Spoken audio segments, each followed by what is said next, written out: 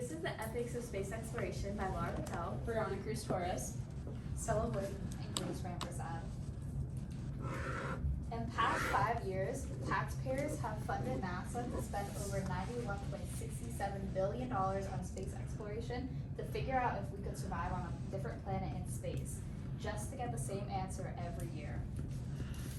Our research question is it ethical to risk contaminating other planets and pursue human exploration of space? After extensive research, our group has found there is a political, economical, financial, and health risk to come with pursuit of exploration of space. The risks of contaminating other planets begins with the countries who are interested in space exploration. The main legal framework is the 1967 Outer Space Treaty, signed by the United Nations on January 27, 1967, as you see in this photo. The treaty declares that space shall be the providence of all mankind, free for exploration and use by all states, and carried out for the benefit and interest of all countries. In other words, the treaty is asking cooperation for the interest of space exploration. This cooperation is not attainable because the treaty is too weak. For example, this is evident by the rising tensions between competing nations. For example, the United States, Russia, and China all have conflicting interests. According to Air Force Lieutenant General Jeffrey Cruz, director of the Defense Intelligence Agency, he explained that China's goals for space exploration are wanted to become a broad-based, fully capable space power, both economically and militarily. Meanwhile, Russia views space as a war-fighting domain. These interests conflict with the goals of the United States and the established framework of the United Nations. A weak legal framework and the lack of cooperation raises the risk of contamination in space because there isn't a clear idea of what we will be doing in space. Space thus becomes a competition for dominance that not only affects political ethics but economical effects. Many experts argue that a concentration of ownership in the hands of billionaires and multinational corporations threaten global equity. When applied to space colonization, access to extraterrestrial resources will be dominated by private corporations with large capital that ends up siding with national governments and ordinary offers. Now, when billions of dollars are funneled into speculative ventures, poverty and urgent needs on Earth, for example, poverty and climate change, will go severely unfunded.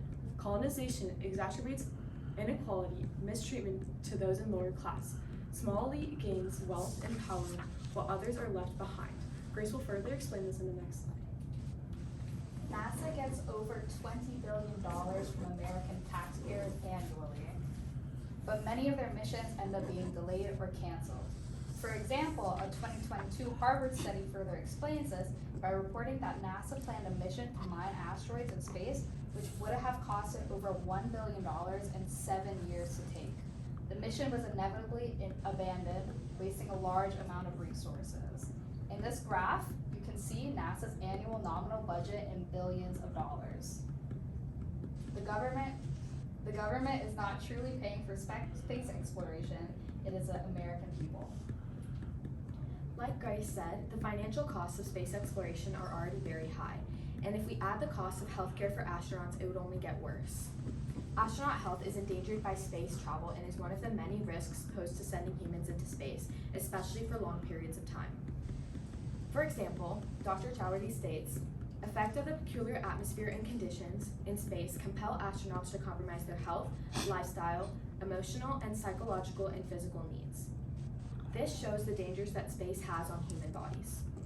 More specifically, this chart from the Bangladesh Journal of Medical Science shows the specific body systems that can be affected by space. Like you can see here, it can affect the musculoskeletal system by affecting the muscle stiffness, backaches, and loss of muscle mass. Additionally, humans traveling through space exploration can risk contaminating extraterrestrial life in other planets. For instance, astrobiologist from NASA, Aaron Gronstel states, even with cleaning protocols, no mission goes into space fully sterile. This shows that before we go into space, we bring so many microbes into space that it damages extraterrestrial life that we are there to discover, which would defeat the whole process of space exploration if we are not able to explore and discover extraterrestrial planets in space. Based on these ethical concerns, we believe the best solution is that our resources and focus should go towards the problems that reside here on Earth. With our solution, there are potential limitations. The Mars colonization Beyond Getting There journal noted that a large body of evidence points to human activity as the main cause of extinction of many species, including depleting resources. By exploring space, we may discover or replenish the resources we are depleting here.